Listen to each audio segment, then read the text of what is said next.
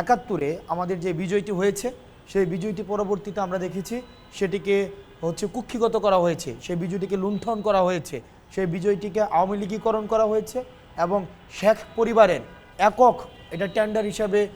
মানুষের কাছে এটা প্রচার এবং প্রসার সিনেমা নাটক পাঠ্যপুস্তক এবং দর্শন চিন্তা মনস্তত্ত্ব সব কিছুকে মুক্তিযুদ্ধকে আওয়ামী লীগীকরণ করা হয়েছে। অর্থাৎ একাত্তরে আমাদের যেই বিজয়টি হয়েছে সেটি পরবর্তীতে লুণ্ঠিত হয়েছে এবং এই আমাদের 24-এ এসে আমাদের স্বাধীনতার পুনরুদ্ধার ঘটেছে। 2024-এ যে আমাদের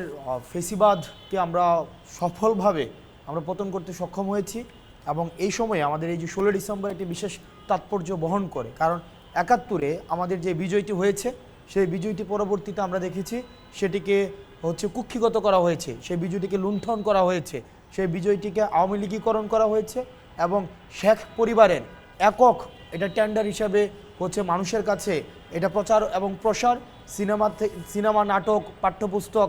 এবং দর্শন চিন্তা মনস্তত্ত্ব সব কিছুকে মুক্তিযুদ্ধকে আওয়ামী লীগীকরণ করা হয়েছে। এবং 24-এ এসে আমরা যে কাজটা করতে পেরেছি সেটি হচ্ছে এই 71 পরবর্তীতে মানুষের যেই আকাঙ্ক্ষা ছিল যেই পাকিস্তানি শাসন এবং শোষণ থেকে মুক্তি পেয়ে জনমানুষের আকাঙ্ক্ষার প্রতিফলন ঘটবে, এই যে স্বপ্নটি সেখানেই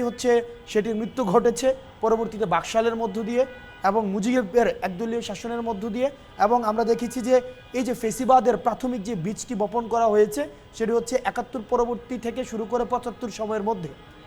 সেটিকে আমার মনে হয় আমরা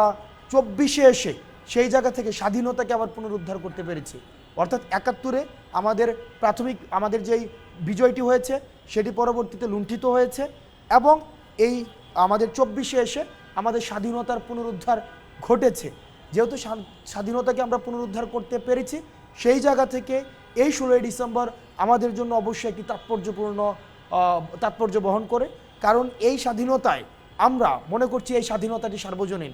আবার পূর্বের মতো আবার 71 যেভাবে আওয়ামী লীগীকরণ ঘটেছে, 71 যেমন একদলীয়করণ হয়েছে, ঠিক একইভাবে আমাদের 24-কে আবার একদলীয়করণ বা এটাকে আবার কর্নার করা, এটাকে এই জায়গাতে আবার আমরা দেখতে চাই।